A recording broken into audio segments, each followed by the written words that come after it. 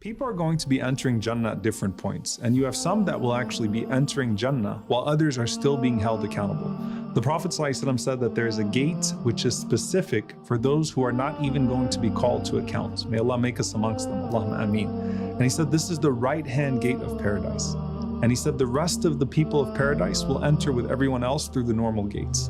And Allah subhanahu wa ta'ala controls time and place. So this doesn't all have to fit in a linear way when we're speaking about it. The Prophet ﷺ said that the poor and downtrodden, and they are the majority of the people of paradise, they get to go first. And if you think about first class and VIP in this life, who usually is always at the back of the line? And in a more dramatic way, those swaths of poor people that are turned away from the gates of rich nations. And now they're ahead of everybody else, and everybody wants to be like them. But that's not absolute, because Abu Bakr radiallahu ta'ala anhu, for example, was not a poor man, and he's going to be ahead of us all. So the scholar said that if a person used their blessings right, then they still have a higher place, even if the poor will get in faster and lighter because they have less burdens to worry about. So there's the pace that you get into Jannah, and then there's the place that you occupy within it. Now remember, Jannah is for people with certain qualities. So the Prophet ﷺ said, the first people to enter Jannah are people who are hammadun. They praise Allah subhanahu wa ta'ala at all times, in good times and in bad times. So it's not about what you had or didn't have, it's about how you channeled all of that towards the pursuit of Allah's pleasure and paradise. So you ask yourself, are you praising Allah with your circumstances or not? Because that's going to determine how praiseworthy your order of entrance and eventual station are into paradise. Now, what does the waiting area outside the gates of Jannah look like? The believers are near to its entrance, as the Prophet ﷺ said, and they're under this tree where two rivers are flowing. They drink from one of them and they bathe in the other. And this removes all of the impurities inside out, and they come out full of radiance.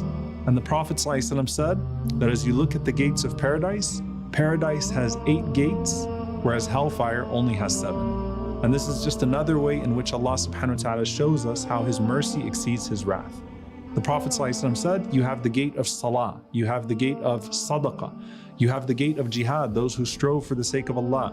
And then he mentioned, sallallahu alayhi wasallam, you have the gate of fasting. And he said it's called ar-rayyan, which means endless drinks. And he said that no one enters that gate of paradise except for the one who's distinguished by their fasting. So Abu Bakr radiallahu anhu is hearing this and he says, Ya Rasulullah, is there anyone who gets to be called from all of these gates? And the Prophet ﷺ said, yes, and I hope you will be one of them. And this isn't random, because Abu Bakr radiallahu anhu actually used to excel in all of those things, so it's only right that he's called from all of those gates. Whereas most people are blessed if they have just one quality that they excel in, to which they hope to be called into paradise by. Now, of course, you have gifts from Allah subhanahu wa ta'ala that open all of these gates, even if you don't have all of the qualities of those gates. So when the Prophet ﷺ said, for example, no one of you performs wudu perfectly and then says, Ashhadu an la ilaha illallah, wahdahu la sharika lah, wa ashhadu anna Muhammadan abduhu wa rasuluh, except that all 8 gates of paradise will be open for you and you can choose which one to enter from. But even that's not random, because to make that dua, you have to do a perfect wudu. And you wouldn't be careful and frequent with your wudu if you weren't careful and frequent with your salah. So the wisdom of wudu opening all the gates is that if a person carefully preserves their salah, they naturally preserve everything else. And the Prophet ﷺ said the same thing about the Day of Judgment, that if the prayer is good, everything else is going to be good, and the same thing is now true about your entrance into paradise.